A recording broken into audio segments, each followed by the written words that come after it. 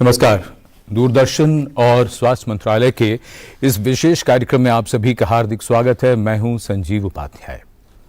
बहुत लोगों को ऐसा लगता है कि कोविड को लेकर जो लड़ाई है उसकी आग ठंडी पड़ चुकी है।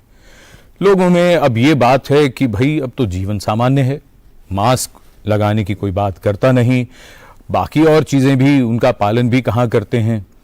खबरों से भी अगर हम बात करें तो ये खबरें हाशिए पर भी थीं, अब हाशिए से भी बाहर दिखाई देती हैं।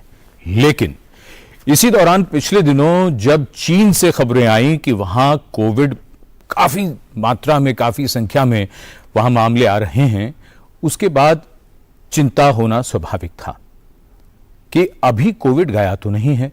दुनिया के किसी भी हिस्से में अगर कोविड है तो हम ये सब जानते हैं, जब हम पूरी दुनिया को ग्लोबल विलेज कहते हैं तो कहीं से भी कोई वायरस आने में, और पहले भी वहीं से आया था, तो कहने का अर्थ यह है कि लड़ाई तो अभी खत्म नहीं हुई है। और उमैर मंजर का एक शेर है, वो तो ये कहते हैं कि मरहले और आने वाले हैं, तीर अपना अभी कमान में रख। लेकिन दूसरी तरफ क्या हुआ?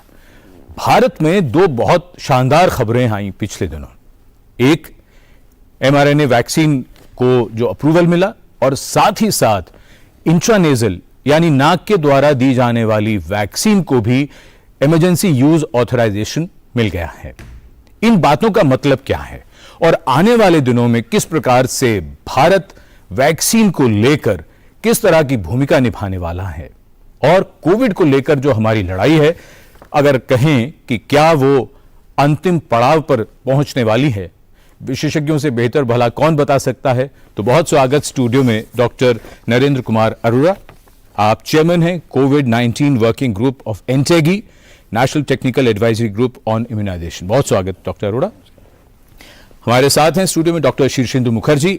आप मिशन डायरेक्टर हैं बायरैक एंड इंचार्ज हैं आप मिशन कोविड सुरक्षा डिपार्टमेंट ऑफ बायोटेक्नोलॉजी से। डॉक्टर अरोड़ा, पहले तो आप और आपके साथियों को और पूरे सभी वैज्ञानिक फ्रेटर्निटी को इस बात की बधाई कि इन वैक्सीन को अप्रूवल मिला है। हम तो आम जनता की अगर बात करें तो लोगों को तो यही लगता है कि कोविड तो चला गया, लेकिन इधर ये लड़ाई आप लोगों ने अभी जारी रखी हुई है, और अभी जिसे कहते हैं ना आप रुके हैं ना थके हैं। तो पहला सवाल मेरा यहां पर उस खबर की ओर ध्यान दिलाते हुए कि कोविड को लेकर अगर हम समझें कि अभी हाल में जो मामले आए हैं, क्या वो चिंता में डालते हैं या हम इसको माने कि एक लोकलाइज सा फैक्टर रहेगा? सबसे पहले तो मैं आपकी प्रशंसा करूंगा कि आपने मरहलों की बात करी, तीर की बात करी और कमान की बात करी। यानी कि हम एक सामान्य स्थिति की तरफ करीब करीब पहुंच चुके हैं, इसमें कोई शक नहीं है। और पिछले 3 महीने में हम देख रहे हैं कि देश में कोविड की जो केसेस हैं वो संख्या बहुत ही कम आ गई है, 500, 400, 500, और मृत्यु का आंकड़ा भी लगभग नगण्य है। हॉस्पिटल में दाखिल करने की भी बहुत ही कम ज़रूरत पड़ी है। ज़्यादातर वो लोग हैं जो ऑलरेडी दाखिल हैं किसी और बीमारी की वजह से, उनमें कोविड मिलता है। लेकिन आगे दोबारा मैं कहूँगा कि तीर और कमान को तैयार रखने की ज़रूरत है। क्यों? जैसा कि आपने बताया कि इस समय एक तो चाइना में बहुत ज़ोर शोर से बहुत जो खबरें आ रही हैं कि इस कोविड का प्रसार हो रहा है जी, और दूसरा जापान जैसे देशों में भी और कोरिया में भी अभी काफ़ी केसेस हो रहे हैं, और इनको देख करके चिंता होना ज़रूरी भी है और एक नेचुरल प्राकृतिक भी है कि भाई हमें सावधानी बनाए रखना है। लेकिन महत्वपूर्ण यह है कि इसके लिए देश क्या तैयारी कर रहा है। क्या हम अपने जीवन को सामान्य बनने से रोकें? तो मेरा जवाब इसका है कि सामान्य बनने से तो रोकने की ज़रूरत नहीं है, लेकिन एक व्यक्तिगत तौर पे और एक समाज के तौर पे हमें अपनी तैयारी बना के रखनी है कि अगर कुछ ऐसा घटित होता है उसके लिए हमें इंतज़ार ना करना पड़े और पूरी तरह से हम तैयार हैं। जी डॉक्टर मुखर्जी, हम आपके पास ये समझना चाहेंगे कि अगर हम वैक्सीन प्लेटफॉर्म्स की जब बात करते हैं तो ख़ास तौर पर जो पिछले दिनों जो 2 वैक्सीन्स के अप्रूवल की जो खबर है, आप इसे किस तरह से देखते हैं? संजीव जी, सबसे पहले धन्यवाद आपको कि इस शो में आमंत्रित करने के लिए। ये जो आपने बताया वैक्सीन प्लेटफॉर्म, जो आपने शुरू में ही बात की जी। कि एक mRNA वैक्सीन और एक नेजल वैक्सीन, मैं आपसे रिक्वेस्ट करूंगा कि एक स्टेप हम पीछे चलें। ये एक साइंटिफिक, इंडिया का जो साइंटिफिक टेम्पर है, इसको हमको कॉन्ग्रेचुलेट करना चाहिए। डिपार्टमेंट ऑफ बायोटेक्नोलॉजी और बायरैक ने जो मिशन कोविड सुरक्षा इम्प्लीमेंट किया, इसके अंतर्गत हमने 4 वैक्सीन्स बनाए। एक तो mRNA vaccine, DNA vaccine, nasal vaccine और एक सब यूनिट वैक्सीन, 4 वैक्सीन निकले। कोवैक्सीन अपग्रेड हुआ और एक कोविशील्ड हमारे पास था। तो हमारे जो आपने शुरू में जो शेर पढ़ा जिसमें हमारे आर्सेनल की बात की, हमारे आर्सेनल में 6 बड़े बड़े शस्त्र थे। जी। अगर हम ये मिशन कोविड सुरक्षा जो गवर्नमेंट ऑफ इंडिया ने इम्प्लीमेंट किया, डिपार्टमेंट ऑफ बायोटेक्नोलॉजी और बायरैक ने इम्प्लीमेंट किया, इसमें सिर्फ वैक्सीन जो बना वो तो हमको दिखता है, लेकिन इसका जो बैकग्राउंड था, सर बताएंगे, बहुत अच्छे सर ने एक्सप्लेन करेंगे, sir used to chair that committees. ये इसका जो बैकग्राउंड था, ये तो वैक्सीन हमको फिजिकली दिखा, बट जिसका बैकग्राउंड था, हमने जो साइंटिफिक टेम्पर बनाए इन कंपनीज में, रिसर्च लेबॉर्ट्रीज में, हमारे डिपार्टमेंट ऑफ बायोटेक्नोलॉजी की रिसर्च लेबॉर्ट्रीज में, उन्होंने जो इस पर रिसर्च करके ये जो प्लेटफॉर्म्स बनाए, उसको प्लेटफॉर्म की एनिमल स्टडीज़ हुई, उसके बायोएसेज हुए, उसके क्लिनिकल ट्रायल हुए, तब जाके ये प्लेटफॉर्म तैयार हुआ। तो इसके पीछे गवर्नमेंट ऑफ इंडिया का जो आत्मनिर्भर भारत की हमारी जो मिशन है, गवर्नमेंट की, प्राइम मिनिस्टर की मिशन है, जो उसको हमने इतने सक्सेसफुली साइंटिफिक टेम्पर, कमर्शियल हमारी जो कंपनीज हैं, इनने मिलके पूरे we joined as a army to implement it. Coming to the platforms, these are very interesting platforms. जी। ये प्लग एंड प्ले प्लेटफॉर्म हम कह सकते हैं इसको। फॉर एग्जांपल, जो हमारा mRNA वैक्सीन का प्लेटफॉर्म है, ये बड़ा यूनिक प्लेटफॉर्म है। फॉर एग्जांपल, अगर फर्स्टली जो mRNA वैक्सीन हमारी है, जो ग्लोबल mRNA वैक्सीन जो अवेलेबल हैं, ये इनकी जो मेंटेनेंस टेम्परेचर है -20+ हैं। जो इंडिया की mRNA वैक्सीन है, इट इज़ 2 to 8 डिग्रीज। तो हमारे कंट्री में हम इसको वाइडली कोने कोने तक ले जा सकते हैं। So that is one of the major achievements which the scientific temper has done it, मतलब एक बड़ा अचीवमेंट रहा। दूसरी चीज़, ये mRNA, ये सेल्फ रेप्लिकेटिंग mRNA हम बोलते हैं साइंस में इसको, ये सेल्फ रेप्लिकेटिंग mRNA होता है, जो कि एक स्पेशलाइज्ड मैकेनिज्म के द्वारा सेल के अंदर भेज दिया जाता है और क्विकली रेप्लिकेट करके हमको प्रोटेक्ट करता है। जी। अब इसमें क्या है, सपोज पहले हमारे पास डेल्टा आया, फिर ओमिक्रॉन आया, ये स्ट्रेन बदलते गए, तो हम उसी स्पेसिफिक को लेके हम क्विकली, एक हमारा प्लेटफॉर्म तैयार हो गया। जैसे जैसे हमारे नए स्ट्रेन आते जाएंगे, म्यूटेट होगा वायरस, स्ट्रेन आते जाएंगे, हमको क्विकली हम नए तरीके के वैक्सीन ला सकते हैं। सिमिलरली हमारा जो DNA वैक्सीन है, जो वो भी प्लग एंड प्ले टेक्नोलॉजी पर बना है। It is the first indigenously developed DNA vaccine in the world which has come out from India. So I think ये जो प्लेटफॉर्म्स हमने तैयार किए हैं, ये हमको फ्यूचर पैंडेमिक रेडीनेस के लिए, we are ready for that. भगवान करे ऐसा ना हो, लेकिन अगर हो तो हमने इंफ्रास्ट्रक्चर क्रिएट कर लिया, हमारे कंपनीज रेडी हैं, हमारे साइंटिफिक लेबॉर्ट्रीज रेडी हैं। ये आत्मनिर्भरता का एक बड़ा सुंदर एग्जाम्पल है कि हमने, जबकि वैक्सीन बनने में 5 साल 10 साल लग जाते हैं, जी। सर बताएंगे आपको, मतलब इट इज़ हमने 1 साल से 1.5 साल के अंदर, और इसमें कोई हमने प्रोसेस बाईपास नहीं किया है। It went through all the systematic processes which a vaccine needs, trials और अप्रूवल का जो आपका स्टडीज पूरा we have not bypassed anything. ये तो इतना सुंदर तरीके से ये गया है, एंड इट इज लिटरली पूरा ट्रांसपेरेंट वे में हुआ है। अच्छा, ये कोई कहीं, मतलब it has been, regulators have approved it in a very logical way, the data has been reviewed eight a very logical वे। तो साइंस जो है ये पूरा लॉजिकली लेके, इसमें गवर्नमेंट का स्ट्रॉन्ग एफर्ट रहा, कंपनीज जो आई वो उसके स्ट्रॉन्ग एफर्ट्स रहे, जो हमारी जो रिसर्च लेबॉर्ट्रीज हैं, जैसे NII से अभी निमेश आएंगे, और THSTI जो DBT का वन ऑफ फ्लैगशिप है, तो they all club together and 360 degree approach रहा। ये एक हाथ से नहीं हो सकता, लेकिन हमने दोनों हाथ से मिलके, जो बोलते हैं ना, हमने इसको अचीव किया है। बिल्कुल।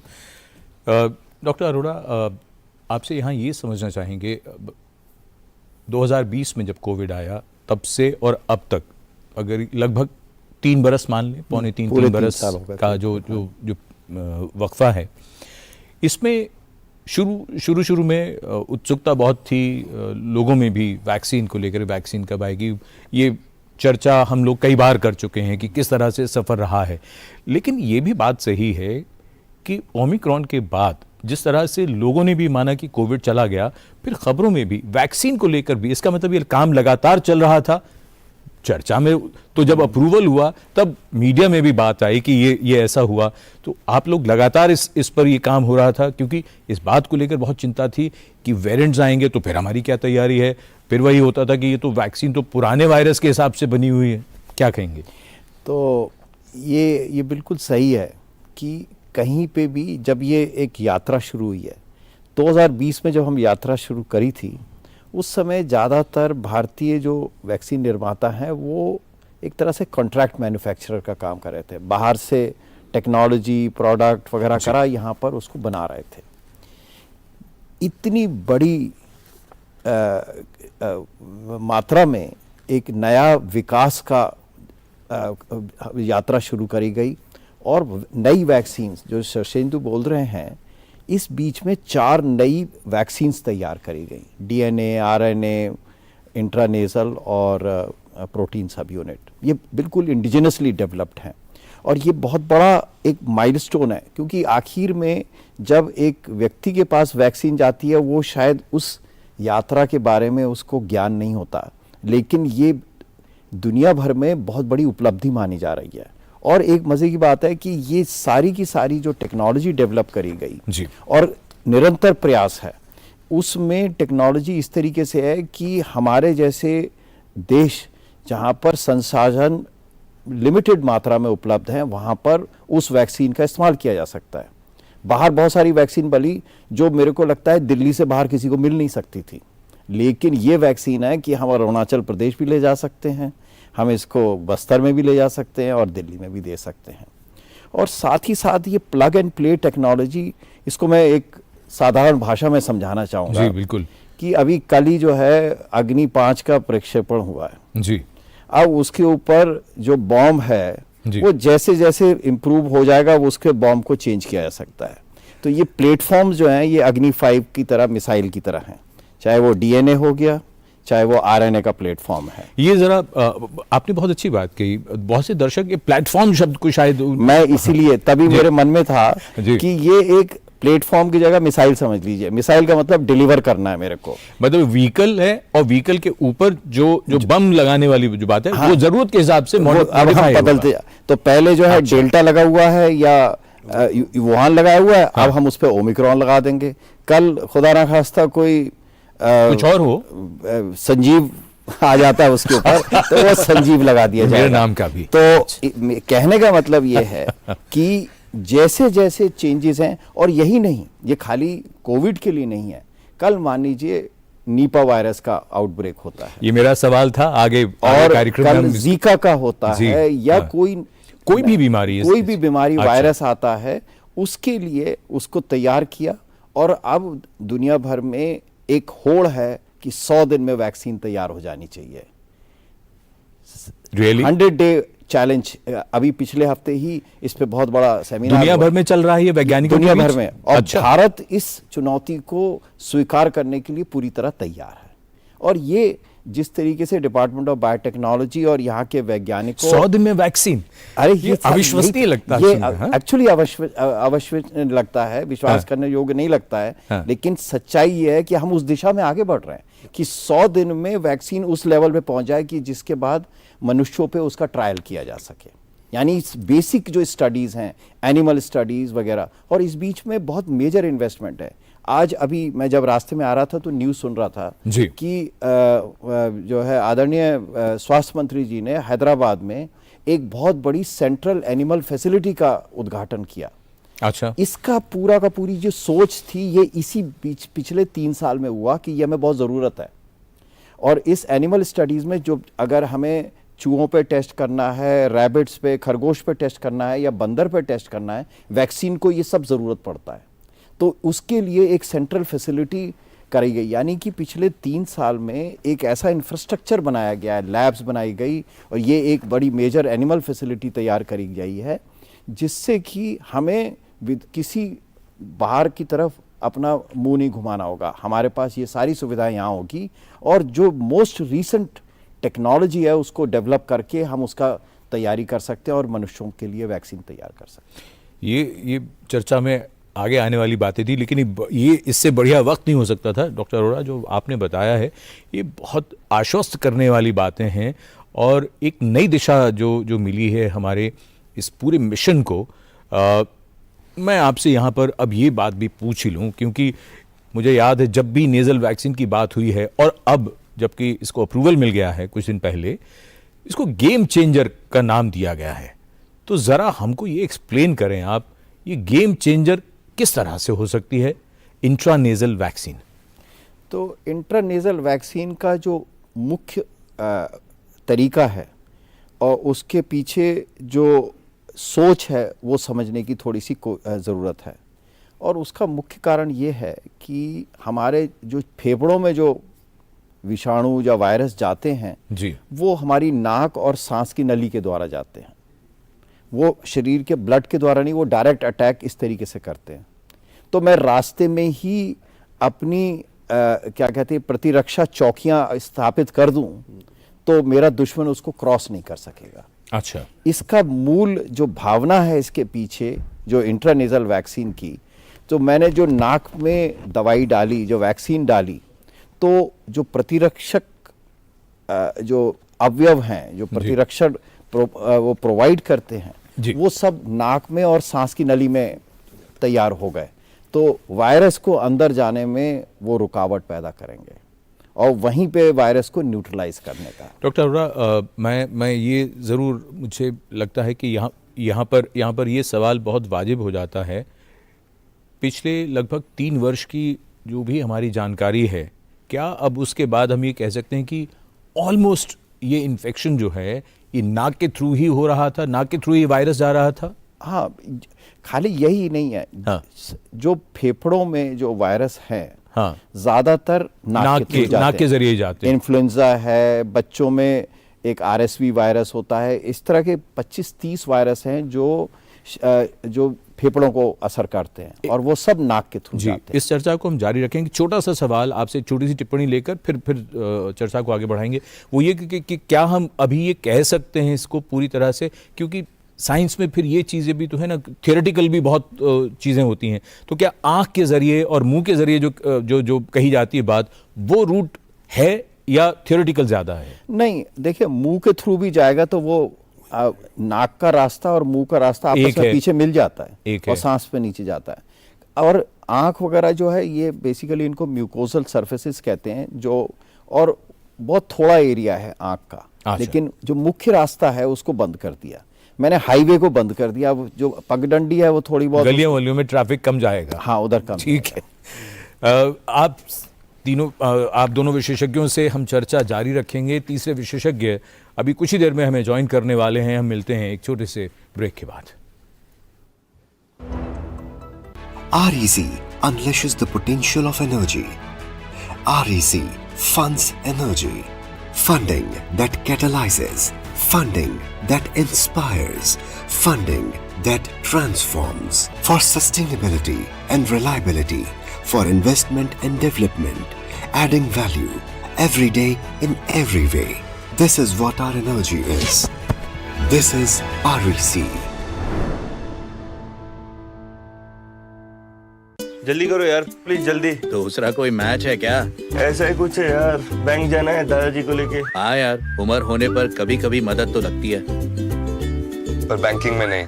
वैसे भी RBI कहता है सीनियर सिटीजन सबसे पहले। अगर आप 70 साल से ऊपर हैं और आप बैंक नहीं जा सकते तो बैंक आएगा आपके पास जरूरी सेवाएं लेकर, वो भी वाजिब दरों पर। सीनियर सबसे पहले। RBI कहता है जानकार बनिए, सतर्क रहिए।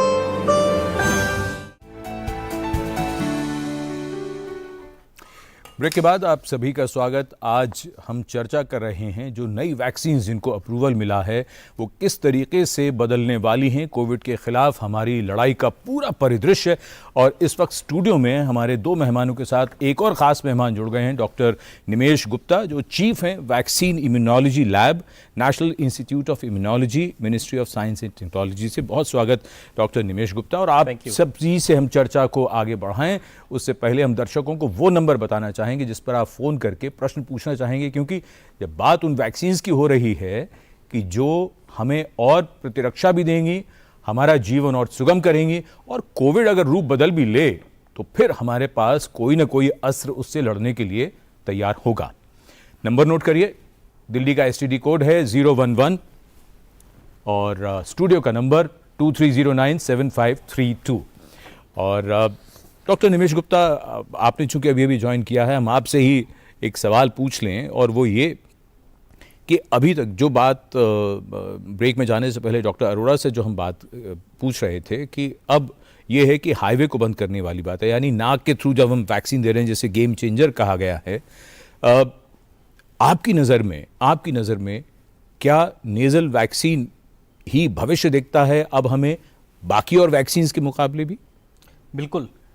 देखिए, हमने जो वैक्सीन्स अभी बनाई, उन वैक्सीन से जो हमको बेनिफिट मिला वो था हम डिसीज़ को कम कर पाएँ, हॉस्पिटलाइजेशन को कम कर पाएँ, मोर्टेलिटी को कम कर पाएँ। उस बेनिफिट को हमने अचीव किया।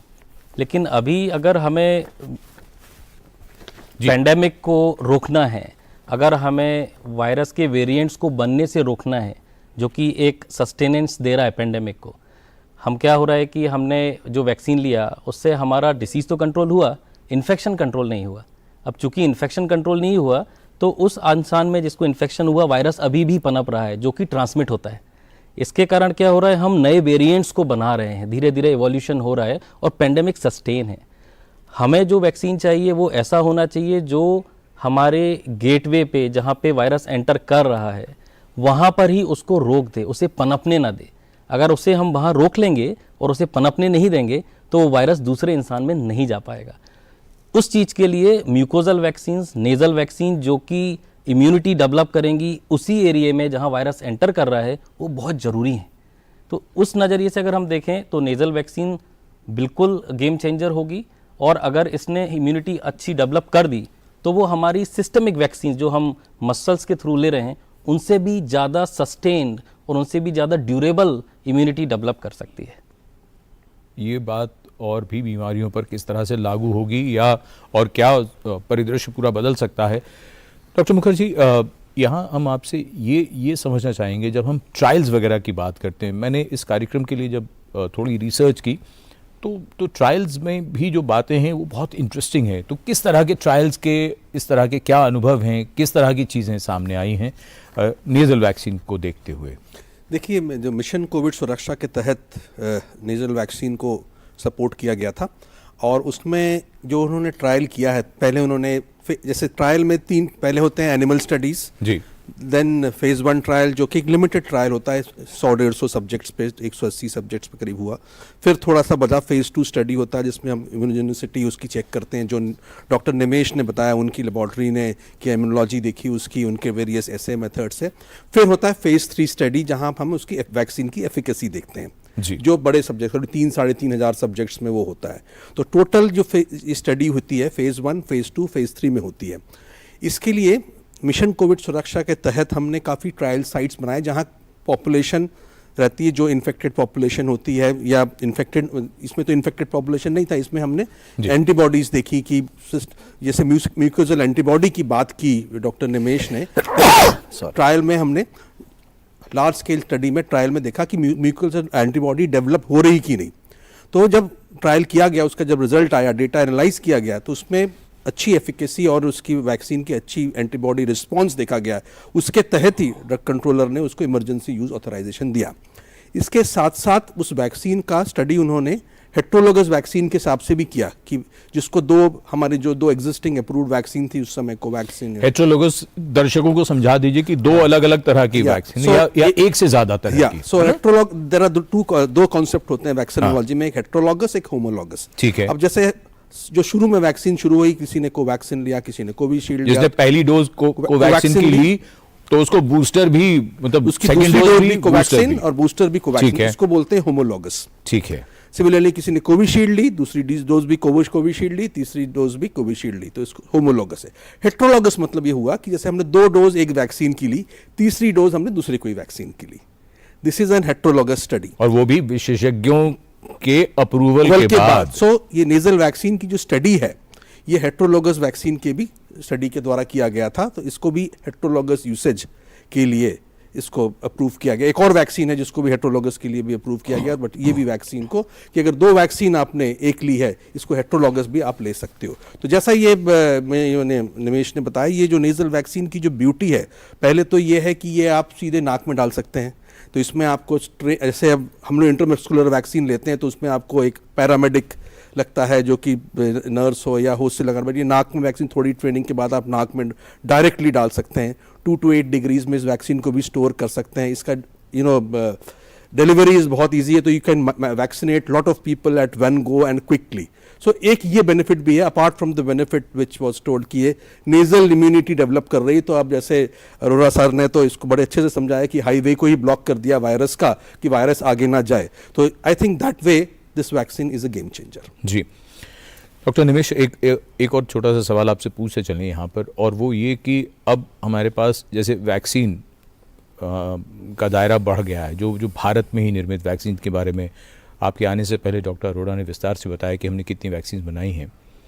तो mRNA, DNA और ये इंट्रानेजल वैक्सीन आने वाले दिनों में कोविड के खिलाफ क्या हम अब वैक्सीनेशन का दायरा भी बढ़ाएंगे, या हम हेट्रोलोगस जैसा भी बात हो रही है उस तरफ जाएंगे, या हम क्या करेंगे? किस तरह विज्ञान हमें क्या बता रहा है अभी?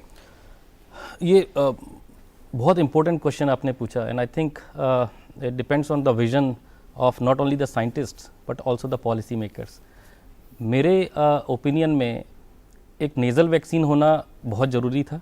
नेज़ल वैक्सीन जो हमने अभी क्लिनिकल ट्रायल में जो टेस्ट किया, उसका जो रिस्पॉन्स देखा, उससे लगता है कि वो नेज़ल वैक्सीन अच्छा काम करेगा, प्रोटेक्शन में भी, इन्फेक्शन कंट्रोल करने में भी, और वायरस के रेप्लिकेशन को रोकने में भी।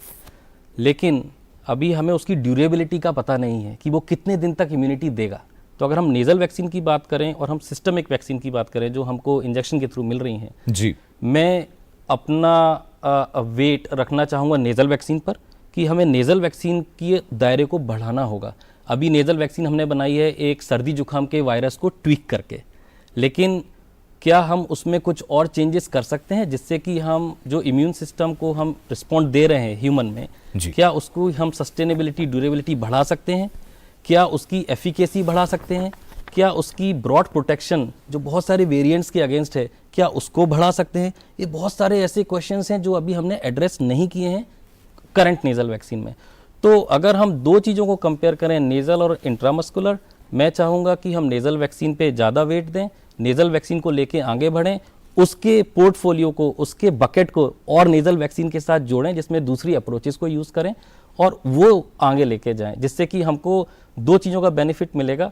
एक तो डोज कम लगेगी, ज़्यादा लोगों को इजीली दे पाएंगे। जैसे डॉक्टर शेषचंद्र ने बताया कि हेल्थ केयर स्टाफ नहीं चाहिए होगा, मास पॉपुलेशन को दे सकते हैं। Sterility is not a question, pulse polio की तरह से। Exactly, sterility is not a question, you don't need a trained staff, so that will be very easier to control and give to mass, not only mass population, even for kids, right? We are also worried about the pediatric population, and that will be a real easy way to handle that population, that part of our population, which is of course important. So my weight will be on nasal vaccine, but we should definitely increase the bucket of nasal vaccine with more approaches. That should be a way ahead. जी doctor Arora, कई बार बहुत अच्छे अच्छे व्यंजन सामने होते हैं तो मुश्किल ये होती है कि इसमें से हम क्या चुनें।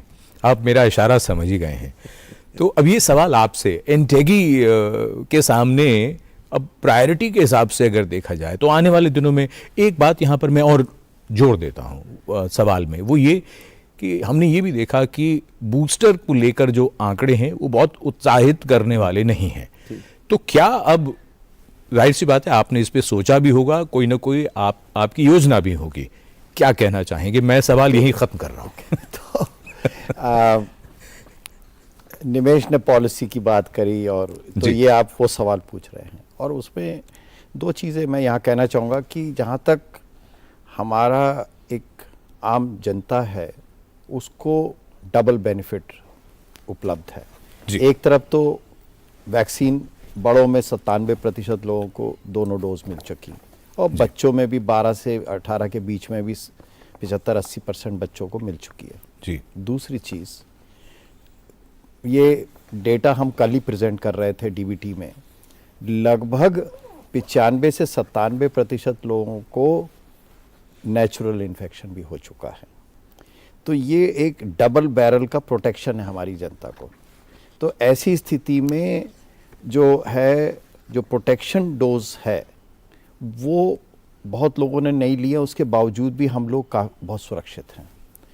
ख़ास तौर पे जो बुज़ुर्ग हैं, 60 साल से ऊपर हैं, या जिनको बाकी बीमारियां, कैंसर और बाकी बीमारियां हैं, उनको ये प्रोटेक्शन डोज या बूस्टर डोज लेना लाजमी है, उनके लिए लाभकारी है।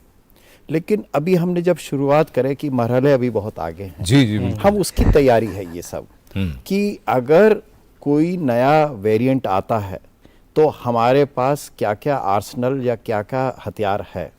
उसमें नेज़ल वैक्सीन हो गई। अच्छा, नेज़ल वैक्सीन में जैसे निमेश बहुत अच्छे ढंग से बता रहे थे कि इसमें चेंजेस करे जा सकते हैं। जी, बिल्कुल। अभी जो है इसमें एक पर्टिकुलर जो पुराना वायरस है उसको डाला गया है, उसके अगेंस्ट प्रोटेक्शन देता है, लेकिन उसका वाइड प्रोटेक्शन है। लेकिन समय के साथ इसमें चेंजेस करे जा सकते हैं क्योंकि टेक्नोलॉजी उपलब्ध है। पूरी दुनिया में और बहुत सारे जो एक्सपेरिमेंट्स थे नेज़ल वैक्सीन में फेल हो गए। अच्छा, खाली दुनिया में 2 वैक्सीन एक दिन के अंतराल से ये दोनों रेगुलेटर ने करी, एक चाइनीज थी और एक इंडियन। लेकिन बाकी 4-5 जो एक्सपेरिमेंट थे वो फेल हो गए। इसका मतलब इंडिया के पास अब एक प्लेटफॉर्म हो गया जिसमें हम इसमें ट्वीकिंग करके उसको मॉडिफाई कर सकते हैं। तो ये एक बहुत बड़ी उपलब्धि है। और इसी तरीके से mRNA एक हमारे पास प्लेटफॉर्म है जिसकी अब ट्वीकिंग करके हम कर सकते हैं। DNA एक प्लेटफॉर्म है जिसकी ट्वीकिंग करके। तो हमने अपने लिए तैयारी कर रखी है। और जैसे मैंने अभी कहा था कि ये प्लेटफॉर्म होने की वजह से अगले 100 दिन में नई वैक्सीन आने में कोई परेशानी नहीं ठीक रहेगी। है। इसी पर ही mRNA और DNA को लेकर मैं कुछ और भी चर्चा में बातों को लाना चाहूँगा। उससे पहले हमारे एक दर्शक हैं, हमारे पूर्वोत्तर राज्य अरुणाचल प्रदेश से हैं अशोक जी। अशोक जी, बहुत स्वागत आपका। क्या जानना चाहते हैं बताइए, पूछ सकते हैं आप। सर मैं एक्चुअली मैं बायोलॉजी टीचर हूँ अरुणाचल प्रदेश में। अच्छा। और जैसा कि मैं टीवी में जो अभी देख रहा हूँ कि हमारे इंडिया के साइंटिस्ट जो mRNA DNA वैक्सीन इंट्रानेशनल वैक्सीन जो प्रोड्यूस कर सकते हैं, तो क्या बाकी के देश ऐसा पैदा नहीं कर सकते हैं? और चाइना जो कि हमारे कोरोना को पैदा किया, क्यों आप अभी तक इतना तकलीफ झेल रहे हैं? इसमें खास बात क्या है कि हमारे इंडिया में जो इतने तरह के वैक्सीन बना सकते हैं जो कि चाइना नहीं बना सकते, और बाकी जैसे यूएसए कंट्री दूसरे मतलब नहीं बना सकते। ठीक है, हमें ऐसा खास क्या है आप ये सुनना चाहते हैं? बहुत अच्छा सवाल है और इन्हीं वैज्ञानिकों से ही पूछते हैं। अशोक जी, ये बात जो है हम इन्हीं वैज्ञानिकों से पूछते हैं बारी बारी से। तो डॉक्टर अरोड़ा, पहले आपसे शुरू करें। पहले तो अशोक, आपको बहुत शुभकामनाएं। अरुणाचल प्रदेश में आप एक टीचर का काम कर रहे हैं जी, बहुत खूबसूरत जगह है। दूसरी चीज़ मैं ये कहना चाहूँगा कि वैक्सीन चाइना ने भी प्रोड्यूस करी, लेकिन वो वैक्सीन उतनी प्रभावी नहीं है और सारी दुनिया में इसके बारे में मालूम है। भारत में जितनी भी वैक्सीन दी गई हैं बहुत ही प्रभावी रहीं। और साथ ही साथ और हम लोगों ने 2 वैक्सीन मुख्यतः यूज़ करी हैं। एक कोवैक्सीन जो पूर्णतः भारत में निर्मित है, और कोविशील्ड जो ऑक्सफोर्ड यूनिवर्सिटी में डेवलप करी गई थी, लेकिन दुनिया की सबसे ज़्यादा वैक्सीन वही कोविशील्ड यूज हुई और हमारे लिए बहुत प्रभावी ढंग रहा। और साथ ही साथ mRNA के बारे में जो बताया आपने, mRNA वैक्सीन सबसे पहले फाइजर और मॉडर्ना करके 2 कंपनियां उन्होंने अमेरिका में, नॉर्थ अमेरिका में करी, यूएसए में। लेकिन उनका प्रयोग ऐसा था कि वो हमारे जैसे देश के लिए वो उचित नहीं था, क्योंकि उसके लिए बहुत -70 डिग्री और -40 डिग्री टेम्परेचर की ज़रूरत थी। हमारा जो mRNA वैक्सीन हमने डेवलप किया है, दुनिया में कोई भी वो डेवलप नहीं कर पाया। बहुत सारे प्रयोग किए गए। इनफैक्ट यहाँ के जो mRNA के जो निर्माता है, उनके पीछे सारी दुनिया है कि ये टेक्नोलॉजी हमें दे दी जाए जिससे 2 to 8 डिग्री में बन जाए। ये बहुत।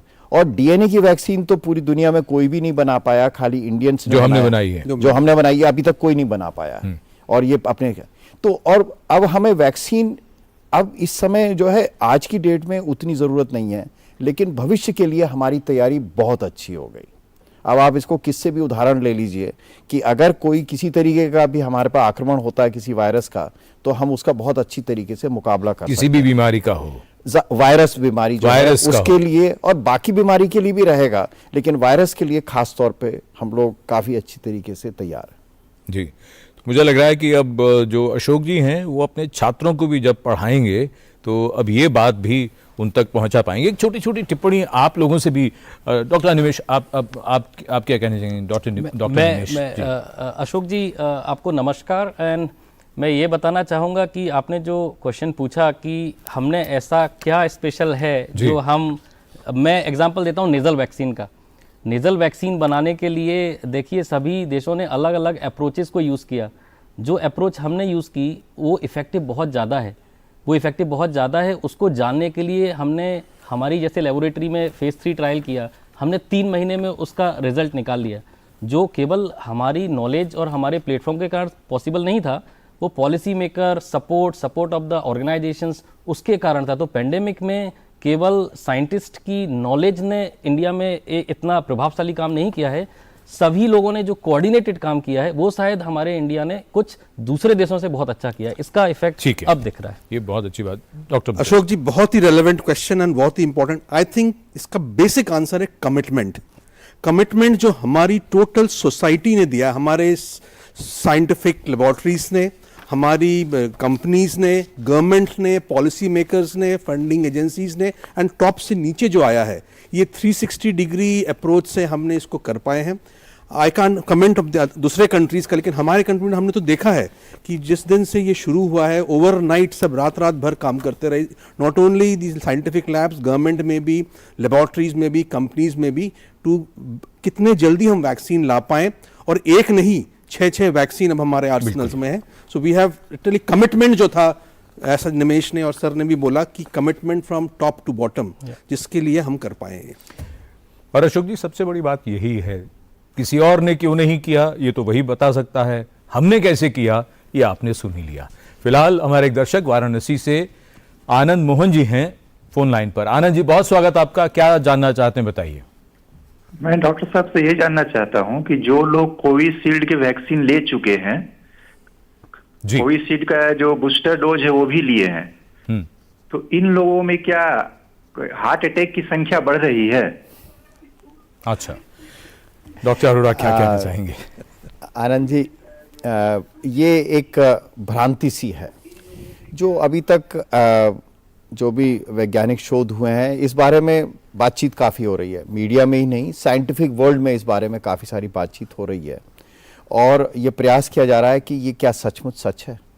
और यहाँ पर ये मैं बताऊंगा कि वैक्सीन जो भी एक राष्ट्रीय कार्यक्रम में इंट्रोड्यूस की जाती है उसकी सुरक्षा की जांच बहुत महत्वपूर्ण होती है, और वो सारी वैक्सीन्स बहुत सुरक्षित हैं, और इसीलिए इतने ज़्यादा मतलब 225 करोड़ डोजेस दी गई हैं, तो ये सुरक्षित ही था। और साथ में सुरक्षा का एक पूरा का पूरा तंत्र बनाया गया है, जो जब वैक्सीन दी जा रही होती है तो सुरक्षा पूरी की पूरी उसकी मेजर की जा रही होती है, सर्वेलेंस की जा रही होती है।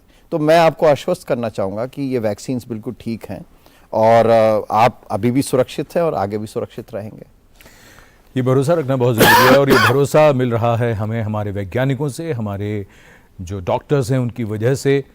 हम इनके साथ ये चर्चा जारी रखेंगे एक छोटे से ब्रेक के बाद।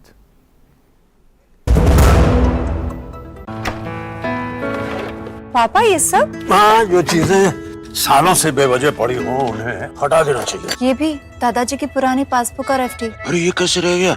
पैसे गए? नहीं, उपाय है। बैंक खाते को संचालित करते रहना चाहिए, वरना खाता इनऑपरेटिव हो जाता है। ऐसे में बैंक से संपर्क करें, खाता सक्रिय करवाएं, और आपकी रकम जो है उसे ब्याज समेत क्लेम करें। दादू, ये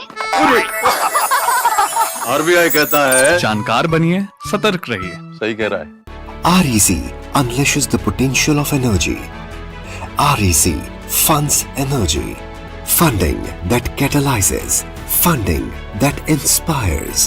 Funding that transforms. For sustainability and reliability. For investment and development. Adding value every day in every way. This is what our energy is. This is REC.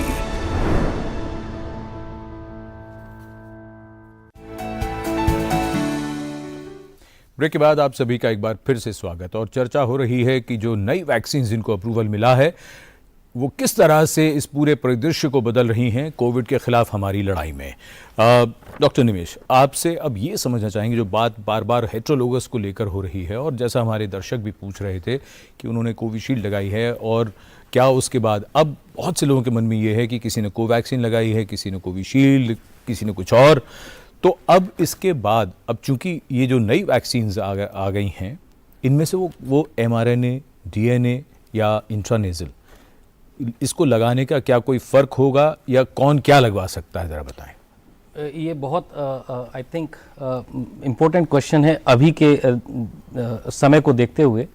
और अगर हम होमोलोगस और हेट्रोलोगस जो हम लोगों ने ट्रायल किए हैं जी, उसमें जो वेट हमें ज़्यादा मिल रहा है वो हेट्रोलोगस में मिल रहा है। जैसे जिसने कोवैक्सीन लिया है उसको अगर हम इंट्रानेजल अब दे रहे हैं जो कि एक हेट्रोलोगस बूस्टर होगा, वो बहुत अच्छा काम कर रहा है। किसी ने अगर कोविशील्ड लिया है उसके बाद वो अगर कोवैक्सीन लेते हैं तो वो कोविशील्ड से ज़्यादा बेहतर है। सेम वाइसा वर्सा अगर आप करते हैं इसी दायरे में, अगर आप जैसे कोर्बीवैक्स है या mRNA वैक्सीन आ रही हैं, इनकी अगर आप हेट्रोलोगस डोज लेते हैं as a third dose of booster, वो ज़्यादा इफेक्टिवनेस दिखा रही हैं अभी तक के जो डेटा हमने जनरेट किए हैं उसमें। तो वो कन्फ्यूज़न नहीं होना चाहिए कि आपने अगर पहले कोविशील्ड ली है या पहले कोवैक्सीन ली है तो क्या आप अब mRNA वैक्सीन ले सकते हैं या नहीं, क्या आप इंट्रानेजल वैक्सीन ले सकते हैं या नहीं। आप बिल्कुल उस चीज़ को, जो एलिजिबल हैं उस चीज़ के लिए आगे जा सकते हैं। जी, चर्चा को आगे बढ़ाएं उससे पहले हमारे एक दर्शक हैं वीरेंद्र कुमार खरे जी हैं भोपाल से टेलीफोन लाइन पर। खरे जी, बहुत स्वागत, क्या जानना चाहते हैं बताइए। हेलो जी खरे जी, सवाल पूछ सकते हैं। हमने टीवी सेट की आवाज कम कर लीजिए लेकिन। जी अच्छा, मेरा प्रश्न ये है जी कि ये जो हाँ अच्छा ठीक है, मेरा प्रश्न ये है कि ये जो कोविड है इसका वायरस का चार्ज क्या है, पॉजिटिवली चार्ज है कि निगेटिवली चार्ज है? क्योंकि एक स्टार्टअप ने ये चैलेंज वो किया है, क्लेम किया है कि उन्होंने एक साइकोकेन करके एक डिवाइस बनाया, इसका नाम है वायरस एटेन्यूएशन डिवाइस, और वो उसमें से फोटॉन्स निकलते हैं जो कि निगेटिवली चार्ज हैं, और चूंकि ये पॉजिटिवली चार्ज होता है वायरस, ऐसा उनका कहना है। ये 2020 में इस तरह की कुछ कहानियां आई थी। जी कर देता है, इज इट करेक्ट? ये मैं समझता हूँ कि इसके बारे में डॉक्टर निमेश गुप्ता साहब सही जवाब दे पाएंगे। कृपया उनसे उनको ये प्रश्न डाइवर्ट करिए। उन्होंने सीधे आपसे पूछ लिया। हाँ बिल्कुल, करे जी नमस्कार। तो देखिए, वायरस की जो सरफेस होती है वो बिल्कुल बहुत सारे चार्जेस के साथ, उसमें जैसे पॉजिटिव चार्जेस भी होते हैं क्योंकि वो हमारी सेल से बाहर आता है। अगर आप समझें, वायरस जब हमारी सेल को इन्फेक्ट करता है और जब बाहर आता है तो हमारी सेल की जो लेयर होती है उसके बहुत सारे लिपिड्स, जो बाइलेयर होती है, उसको वो अपने साथ लेके आता है अपने दूसरे प्रोटीन्स के साथ।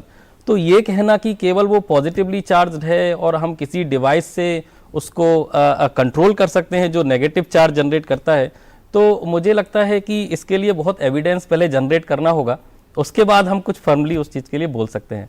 अभी की कंडीशन में मुझे नहीं लगता है कि ऐसा कोई भी चीज़ एग्जिस्टिंग है या हो सकती है जो केवल एक फोटोन या नेगेटिव चार्ज के बेस पे वायरस को कंट्रोल कर ले।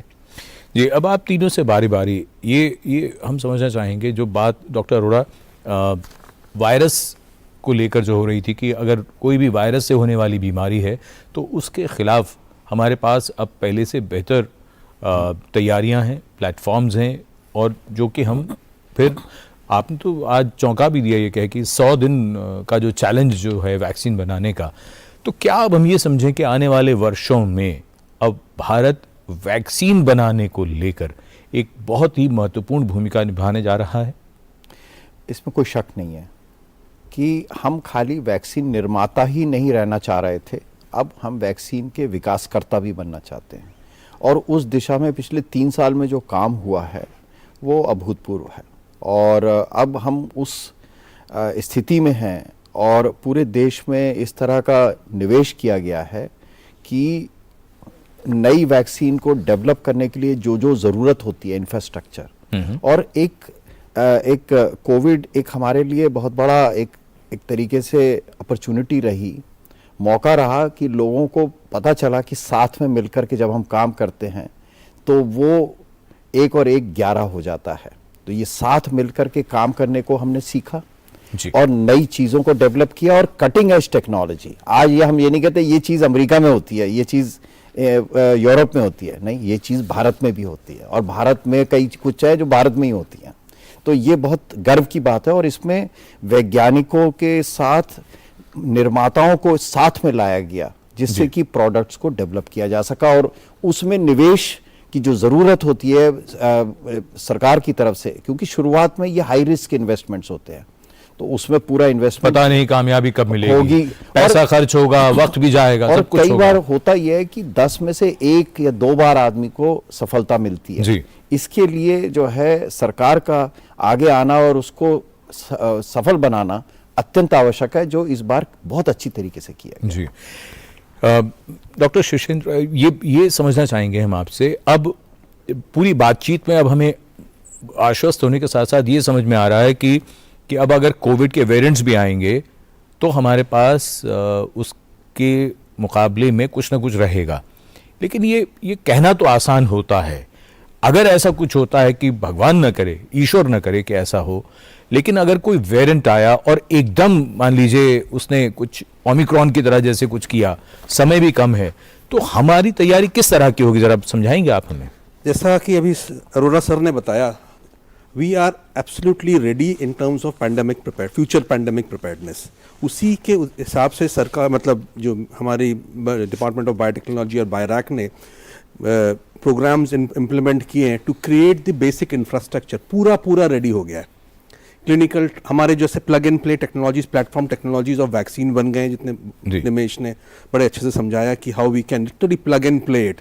वेरिएंट आया, हमने उस वेरिएंट के जो इन्फेक्शियस पार्ट को आइसोलेट किया, प्लग किया, we replicate and make the vaccine in large quantities.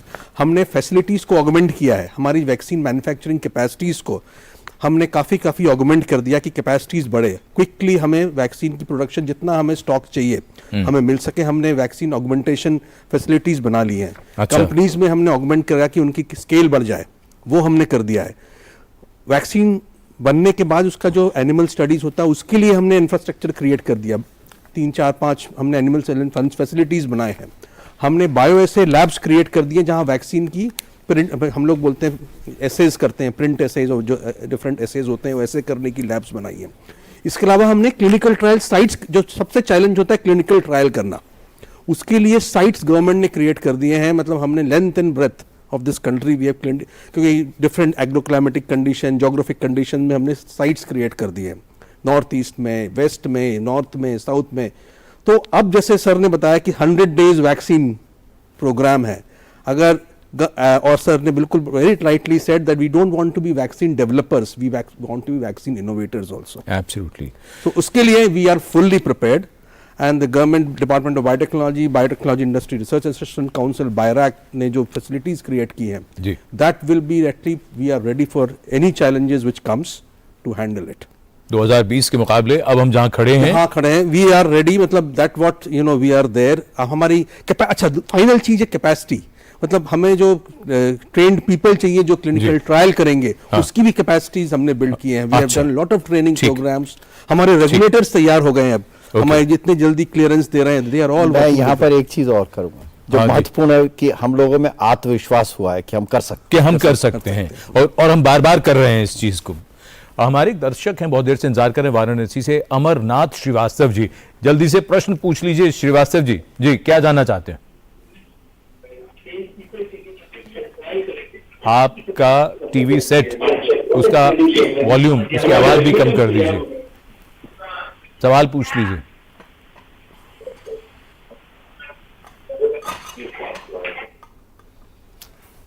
Amarnath ji, हमें अपनी ही आवाज आ रही है, आपकी तो आवाज आई ही नहीं जी, और उनसे फिलहाल हमारा संपर्क भी नहीं है।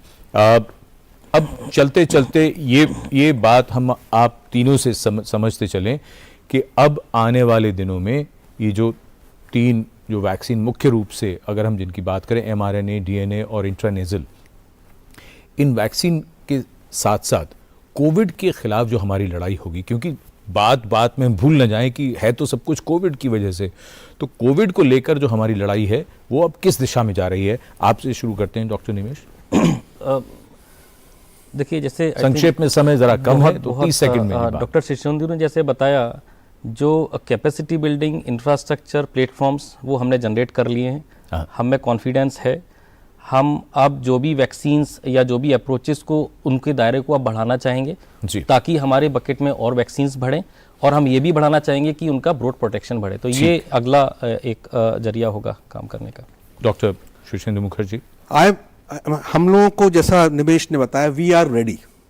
हमको मतलब हम लोग रेडी हैं टू से face the any challenges for not only Covid, for any viral challenge which we face.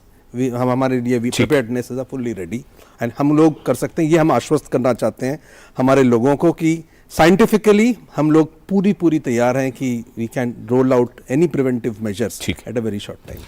Doctor Arora, खास तौर पर टीकाकरण को, भविष्य में टीकाकरण को लेकर मैं चाहूंगा कि आप हमारे दर्शकों को चलते चलते मैं दो चीज पहले कि देखिए, एक चुनौती और भी है कि अगर चुनौती कोई आती है तो क्या हम उसको सही टाइम पर पहचान लेंगे।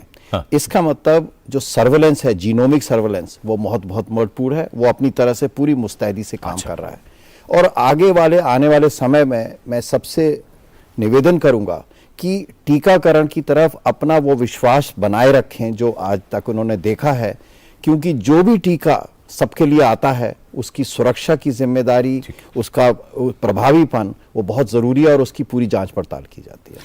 डॉक्टर एन के अरोड़ा, डॉक्टर शिशुंदु मुखर्जी, डॉक्टर निमेश गुप्ता, आप तीनों विशेषज्ञों का बहुत धन्यवाद इस कार्यक्रम में चर्चा में शामिल होने के लिए, और हमारे दर्शकों के साथ ये महत्वपूर्ण जो पड़ाव है हमारे इस देश का कोविड के खिलाफ लड़ाई में, उन पर महत्वपूर्ण बातें साझा करने के लिए। और धन्यवाद हमारे तमाम दर्शकों का भी। चलते चलते शाहिद मीर के शेर के साथ हम बात को ख़त्म करना चाहेंगे। वो ये कहते हैं कि और कुछ भी मुझे दरकार नहीं है तुझसे, मेरी चादर मेरे पैरों के बराबर कर दे। धन्यवाद, नमस्कार।